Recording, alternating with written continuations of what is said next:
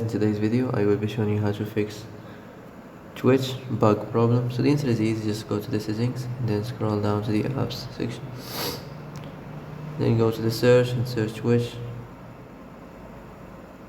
and then go to the storage, and here you will find this clear cache option. Click on it.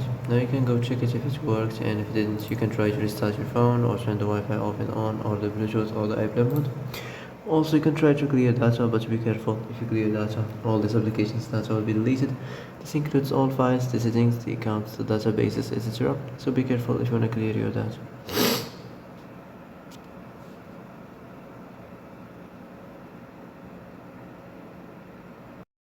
And that's it for today's video. I hope this is the answer you've been looking for. If you like this video, don't forget to like and subscribe, and see you in the next video. Thanks for watching.